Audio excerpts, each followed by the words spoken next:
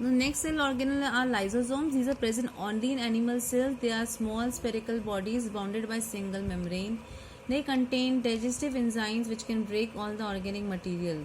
So they act as a digestive bags. They cause digestion of worn out cell organelles and can even digest entire damaged cells containing them. So they are called suicidal bags. This is the structure of lysosome. It is made of single cell membrane and contains many enzyme complexes which helps in digestion.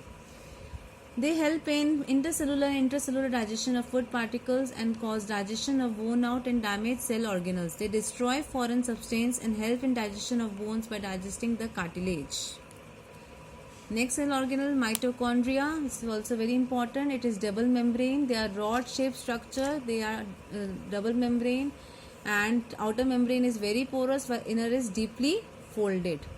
These folds of the inner membrane create a large surface area for ATP generating chemical reaction. They are called the strange organelles because they have their own DNA and ribosomes. So if a question is asked which cell organelles has their own DNA and ribosomes, you will write mitochondria. Because of the presence of DNA, they are able to make some of their own proteins, and it is also called the powerhouse of the cell because they release energy required for various activities in the cell. This is the structure of mitochondria. It has outer membrane, inner membrane, ribosomes, DNA. It has in the matrix. This is the outer and the inner membrane, and there are several folds which are called the cristae. This is the second largest organelle with unique genetic structure. It is double layer with inner folds called cristae. Energy producing chemical reactions of ATP take place on cristae. They control the level of water and other materials in cells. It recycles and decomposes protein, fats and carbohydrates and forms urea.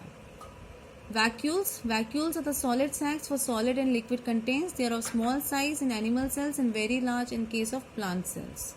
The membrane of the vacuoles is known as tonoplast. This is the membrane of vacuole which is called the tonoplast.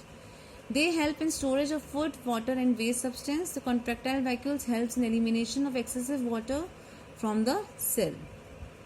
The last cell organ are the plastids. Plastids consist of numerous membrane layers embedded in a material called the stromes. Plastids are of three types: chromoplast, leucoplast and chloroplast. Chromoplasts are the colored plastids except green. They have red and yellow color but they don't have the green color. They are present in the flowers to attract the insects for pollination.